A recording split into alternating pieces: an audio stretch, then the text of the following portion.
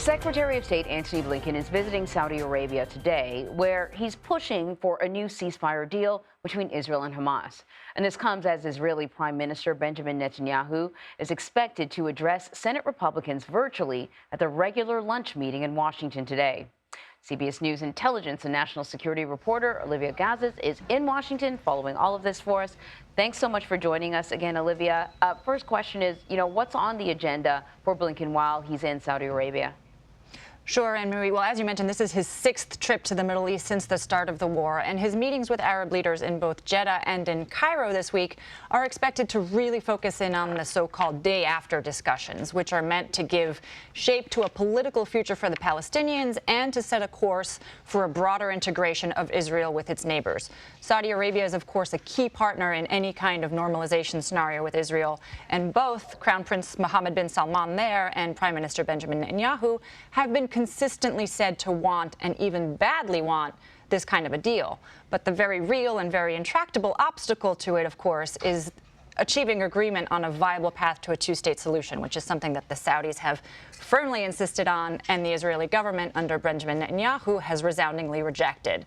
But the idea behind the U.S. keeping these discussions going on in parallel to the hostage and humanitarian talks is to have that peace, that post-war vision, as fully baked as possible in the hopes that Israel, once it sees it, will find it an enticing enough carrot to eventually come around and agree on a broader path forward. Right, and you talk about things happening sort of in parallel or at the same time while these talks are happening, moving towards some sort of ceasefire. Benjamin Netanyahu is vowing to go ahead with Israel's plan for a ground offensive in Rafah. That's despite warnings from the international community, despite Washington, a recent conversation with President Biden suggesting maybe looking into alternatives, even sending a delegation to Washington. Netanyahu right now says the only way to be effective is to be on the ground in Rafah.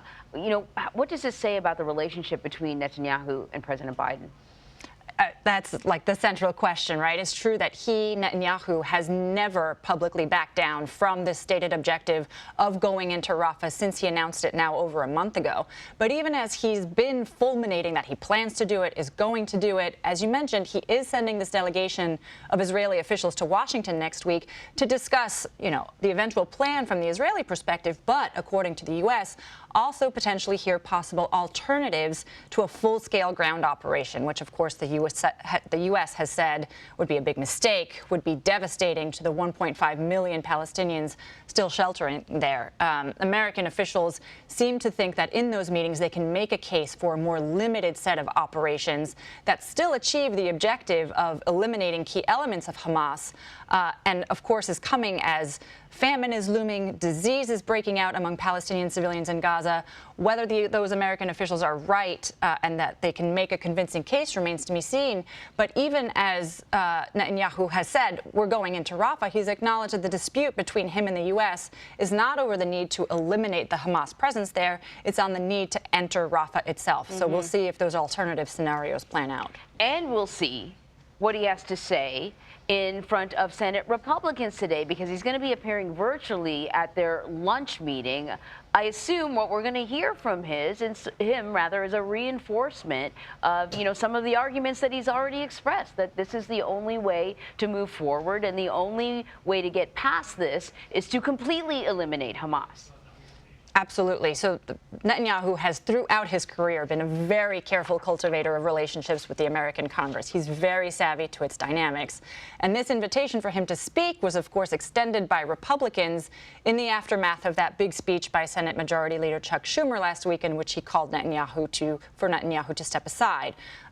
Few things could probably have more quickly shored up support among Republicans than a message like that. So this is something that is a politically reactive invitation, but one that you're absolutely right, Netanyahu is going to take full advantage of to make his case to lawmakers for his own continued management of the Gaza conflict, staying the course, because he's now seeing in the Republicans and, of course, in the Republican presidential frontrunner a new, potentially critical set of political allies for his leadership as it comes under more and more scrutiny in Israel.